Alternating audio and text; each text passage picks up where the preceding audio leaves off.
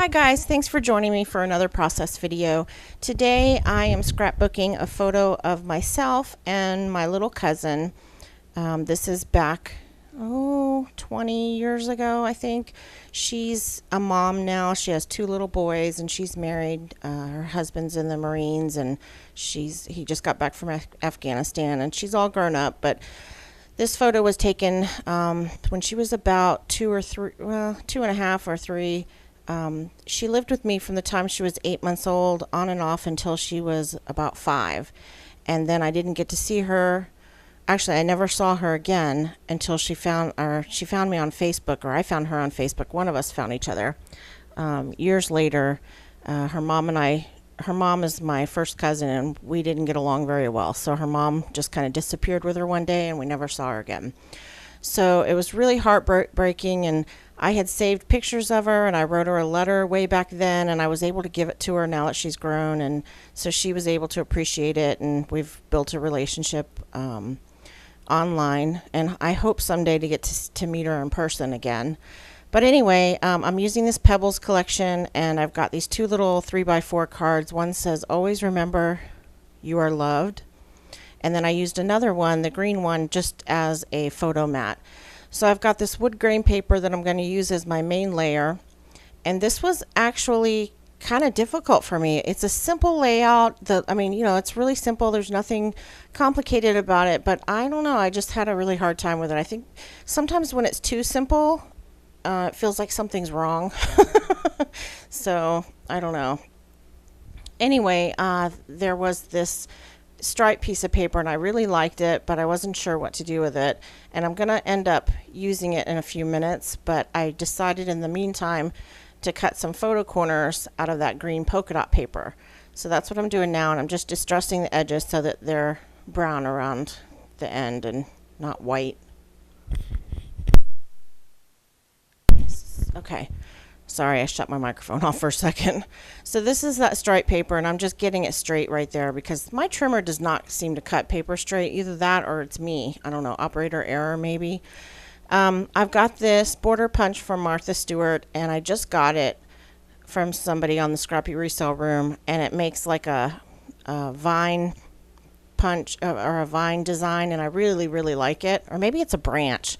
I'm not sure what it is, but it's really cute. So I'm just punching that on either side of the striped paper, and then I'm going to put that across the middle of the page and underneath the main layer. But right now I'm distressing the edges with the walnut stain ink again. So that gives the layer a place to sit, kind of like a little shelf. So I'm just going to glue that down and then start putting everything together. And I had a question. Someone asked me why I use the yellow ATG instead of the pink one. The yellow ATG is a lot smoother for one thing. Like, it's just smooth to use. Like, the pink one is not really smooth. It's kind of, I don't know, jaggedy is the word that I'm thinking of. But it also uses 1/2-inch tape instead of 1/4-inch tape, and I like that better. So I do have a pink one. I just don't like it, so I don't use it.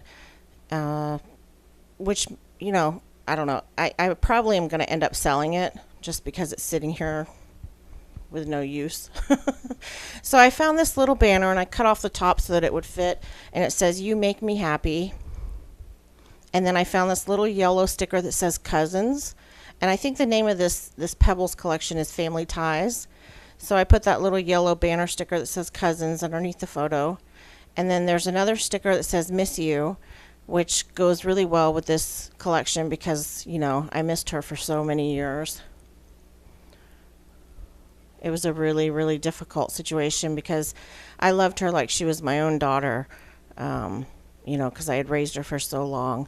So when her mom took her away and we didn't know where she was for so long, and, we kind of lost hope that we'd ever see her again. But she's grown and she's healthy and happy, and she knows what kind of person her mom is now. So, she turned out to be a good girl, and she's happy, and that's what matters. So I'm calling this My Favorite Girl. I'm not very good with original titles. So my titles are always pretty simple and straightforward. And I'm using green foam thickers. to make my title with. And I needed something kind of big and bold so that they would stand out against that blue polka dot paper, because the background paper is really, really bold. So then I also have this little floral strip of, it's like washi tape, but it's not. It's a sticker, and I put that behind the my. You can't really see it very well because it's a little bit off screen. Sorry about that. I forgot to zoom out. But then I wrote I stopped the video for a minute and I wrote journaling on that card that says "My wish for you," and I wrote her a message, basically telling her what I wished for her. You know, that she grew up to be happy, and that, you know, I knew that she probably wouldn't remember the time that we spent together, but that, you know, I would never forget it, and it meant a lot to me. And I'm planning on sending this layout to her. So the message to her was, you know, just to let her know how I felt over the years.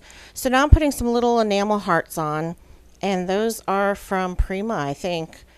And that's pretty much it. That's the layout. So it was really simple, but it just had me stumped for a little while. So thanks for watching, guys. I'll be back soon with another. I've got like 4 or 5 videos that need to have voiceovers done for. So as soon as I do those, I'll be back. Thanks for watching. Bye.